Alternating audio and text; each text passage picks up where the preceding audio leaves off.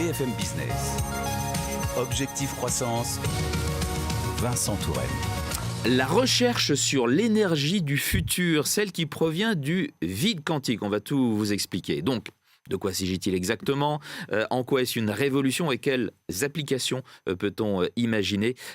Nassim Haramein est là pour nous expliquer. Bonjour Nassim. Bonjour. Vous êtes le directeur de la recherche, fondateur de International Space Federation. Oui. Merci d'être avec nous dans Objectif Croissance. Merci. Alors, parlez-nous d'International Space Federation, ISF. Qu'y a-t-il derrière ce nom ? C'est une agence spatiale qui est basée sur 35 ans de recherche, qui décrit la structure du vide quantique en relation avec les champs gravitationnels. Nous avons trouvé des relations entre les deux. Vous allez me dire, c'est quoi les fluctuations du vide quantique? Expliquez simplement, si vous pouvez. Oui, c'est quelque chose qui a été trouvé au tout début de la physique quantique par Max Planck. Et c'est un champ d'énergie qui est présent à la base de la physique quantique, à la base des atomes, des nucléides d'atomes.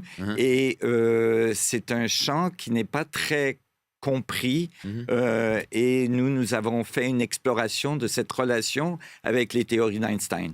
D'accord. Alors, ça existe depuis 2022, International Space Federation. Enfin, vous avez une expérience qui est beaucoup plus longue que ça. Oui. Votre siège est à Genève. Vous avez un bureau en France aussi, en Haute-Savoie. Des laboratoires en France, voilà, et vous comptez une quinzaine de collaborateurs. Mais tout ça, c'est le fruit de 30 ans de recherche, vous nous dites. Sur quoi travaillez-vous exactement ? Quelles sont vos missions ? Alors, nos missions, c'est d'éduquer la population à propos de ces découvertes qui ont été faites dans la théorie de l'unification de la physique et aussi les applications possibles qui pourraient être amenées à l'humanité pour transformer nos vies.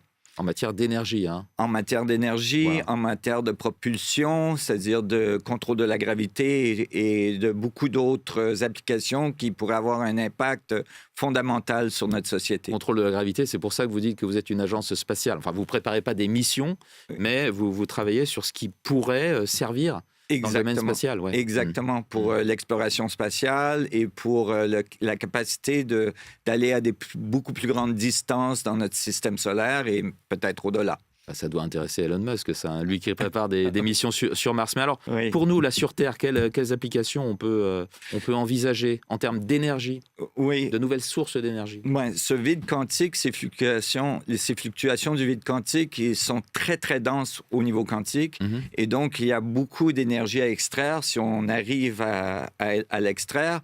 Et ça peut nous amener, vous pouvez imaginer une voiture électrique que vous n'avez jamais besoin de brancher, ou vous pouvez imaginer tous vos Donc on n'aurait plus besoin de ces batteries très très lourdes. Exactement. Qui ne se recyclent pas. Oui. Ce serait sous quelle forme ? Ce serait une petite boîte. Une petite boîte.